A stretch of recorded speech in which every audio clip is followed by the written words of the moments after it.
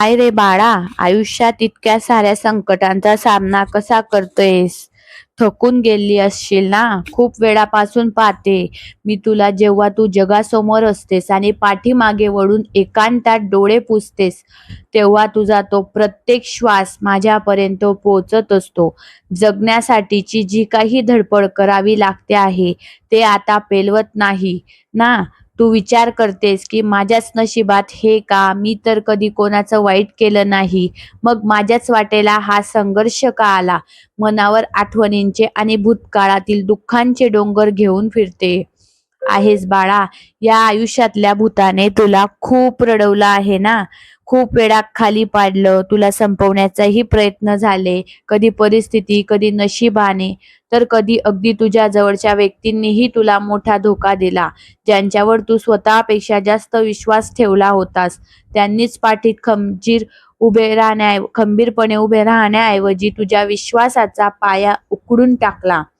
तुझा हा विश्वासघात, तुझा हा एकटेपणा आणि तुझी ही वेदना, तुझ्या प्रत्येक दुःखाची जाणीव आहे. मला मला सगळं माहीत आहे. तू ज्या वेदनेतून जात आहेस ना, ती खरोखरच खूप असह्य आहे. माणसाचं शरीर एक वेळ जखम सहन करतं, पण मनावर झालेला आघात आणि जवळच्यांनी दिलेला धोका आत्मा पोखरून काढतो. हे मला ठाऊक आहे बाळा. माहिती आहे मला बाळा.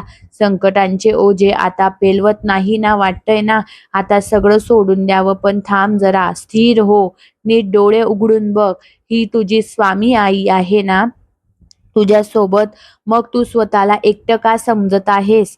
जेव्हा रात्रीच्या अंधारात संपूर्ण जग गाढ झोपेत असतं, तेव्हा तू कुजबुजून अश्रूंना वाट मोकळी करून देते आहेस. तुला वाटतंय की तुझा तो हुंदका ऐकणार जगात कोणी नाही, पण बाळा, तो हुंदका जेव्हा तुझ्या कंठातून फुटतो, तेव्हा तो थेट ब्रह्मांड नायकाच्या हृदयाला स्पर्श करतो.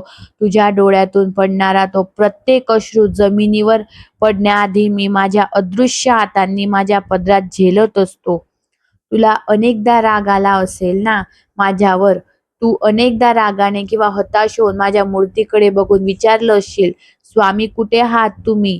मी एवढ्या मोठ्या वेदनेत असताना, माझं सर्वस्व लुटलं जात असताना तुम्ही माझ्या मदतीला का आले नाही हो? ना विचारलंच होतंस ना? पण बाळा, एका आईचं तिच्या लेकराकडे कधीच दुर्लक्ष होऊ शकतं का? ज्या ज्या घटनांनी तुला उद्ध्वस्त केलं, ज्या ज्या वादळांनी तुला पार कोलमडून टाकलं, त्या प्रत्येक वादळात मी तुझ्या पाठीशी ढाल बनून उभा होतो.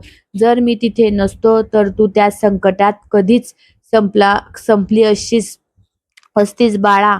उलट त्या प्रत्येक वादळातून तुला तू बाहेर पडलीस, मजबूत झालीस, स्वावलंबी झालीस. ज्या नात्यावर तू अवलंबून होतीस, ती नाती तुटली, कारण तुला कोणाच्याही आधाराशिवाय जगण्याची सवय व्हावी. हे खरं आहे ना?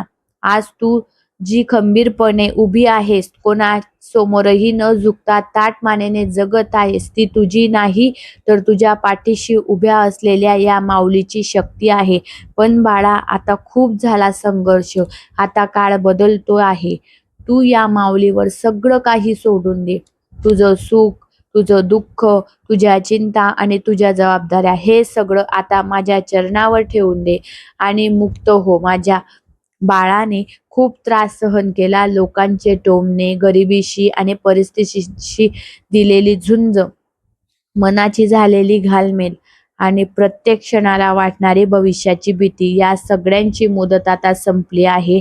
मी तुला शब्द देतो, पण आता नाही. आता बस झालं. तुझे दुःख भोगण्याचे दिवस आता संपले आहेत. आता सगळं कसं आनंदी आणि समाधानी असेल. तुझ्या आयुष्यात जेवढे वादळे आली, ती आता शांत होणार आहे. ज्या जीवनाचे स्वप्न तू रोज रात्री डोळ्यात अश्रू आणून रंगवली होतीस, ज्या सुखाची, आदराची आणि समाधानाची तू एवढी वर्ष आतुरतेने वाट पाहत होतीस, ती स्वप्न आता प्रत्यक्षात उतरणार आहेस. तू तयार आहेस ना ते स्वप्न सत्यात जगण्यासाठी? मनातून आधी ती भीती काढून टाक. मागचा सगळा बाळा अंधार विसरून जा. माझ्या बाळाने या दिवसासाठी खूप वाट पाहिली आहे ना? अनेकदा तुझा संयम सुटत होता. अनेकदा तुला वाटायचं की आता सगळं संपलं. पण मी तुला पडू दिलं नाही. आता तुझा संघर्ष अगदी शेवटच्या पायरीवर आहेस. तू यशाच्या दारापर्यंत पोहोचली आहेस. आता माघार घेऊ नकोस बाळा. इथून मागे फिरणे म्हणजे माझ्या शक्तीवर अविश्वास ठेवण्यासारखे. जितकं काही वाईट व्हायचं होतं, जेवढं काही नुकसान व्हायचं होतं, ते आता पूर्णपणे होऊन गेलं आहे. आता गमावण्यासारखं काही उरलेलं नाही. आता फक्त आणि फक्त मिळवण्याचे दिवस आहेत. आता फक्त सुख आणि सुखच असणार आहे. पण बाळा, एक गोष्ट कधीच विसरू नकोस. या वाईट काळाने तुला जे अनुभव दिले आहेत, जो मोठा धडा आणि जी शिकवण तुला दिली आहे ना, ती तू कधीच विसरायची नाहीस. हा काळ तुझा शत्रू नव्हता, तर तो तुझा शिक्षक होता. जे चांगले वाईट अनुभव तुला आले आहेत, तो एक केवळ अनुभव नसून ती तुला भविष्यात मोठ्या शिखरांवर टिकून राहण्यासाठी दिलेली एक शिकवण आहे. ही शिकवण आयुष्यभर तुझ्या सोबत ठेव. पैशांपेक्षा माणसाची किंमत काय असते आणि संकट आल्यावर रक्तांची नाती कशी बदलतात हे तुला या काळात समजलं. माझं बाळ खूप थकलं या संघर्षाने, मला समजते. थकलेल्या लेकराला कसं कसं आनंदी ठेवायचं या स्वामी आईला चांगलं ठाऊक आहे. आता तुझ्या मनावरचा सगळा ताण हलका कर, कारण आता फक्त आणि फक्त आनंदच असेल. पण एक कर्तव्य तुला पार पाडायचं आहे. या वाईट काळात ज्यांनी तुला मनापासून मदत केली, जेव्हा अख्खं जग तुझ्यावर संशय घेत होतं, तेव्हा ज्यांनी तुझा हात धरला, त्या माणसांना मात्र तू कधीच विसरू नकोस. मग ती लहान व्यक्ती असो वा मोठे, पैशाने गरीब असो वा श्रीमंत, ज्याने तुझ्या पडत्या काळात तुला साथ दिली, ते तुझ्या चांगल्या दिवसाचे खरे भागीदार आहेत. त्यांच्या ऋणातून कधी मुक्त होऊ नकोस. त्यांना नेहमी आदराचे स्थान दे. आणि जे लोक अर्ध्या वाटेवर सोडून गेले, जे तुला संकटात एकटे पाडून तुझी गरिबी आणि तुझी हलाखी पाहून हसले आणि निघून गेले, ते कायमचेच गेले. त्यांना आता तुझ्या आयुष्यात कोणतंही स्थान देऊ नकोस. ते पुन्हा येतील. जेव्हा ते तुझं वैभव बघतील, तेव्हा ते पुन्हा जवळ येण्याचा प्रयत्न देखील करतील. पण लक्षात ठेव, जे संकटात आपले नव्हते, ते सुखात कधीच आपले असू शकत नाहीत. त्यांना परत आयुष्यात आणू नकोस बाळा. त्यांच्याबद्दल मनात कोणताही द्वेष, राग, मत्सर काहीच ठेवू नको. बदला घेण्याची भावना तर मुळीच ठेवू नकोस. त्यांच्या कर्मांवर त्यांना सोडून दे. कर्म त्यांना उत्तर देईल की त्याला स्वतःच्या कृत्याची लाज वाटेल. तू मात्र फक्त माझ्या नामात आणि सेवेत लीन राहा. तुझा योग्य क्षेम वाहण्याची जबाबदारी माझी आहे. माझ्या नामात, माझ्या सेवेत काय सामर्थ्य आहे हे तुला वेगळं सांगायची गरज नाही बाळा. जेव्हा मानवाचे सगळे मार्ग बंद होतात, तेव्हा स्वामी नामाचा मार्ग सुरू होतो. माझ्याकडून रोज जितकी शक्य आहे तितकी सेवा कर. माझी जितकी शक्य आहे तितकी सेवा कर. सेवेचा अर्थ फक्त तासनतास बसून पूजा करणे नाही बाळा, तर अत्यंत श्रद्धेने आणि विश्वासाने घेतलेले माझे एक नावही या ब्रह्मांडात चमत्कार घडवू शकते.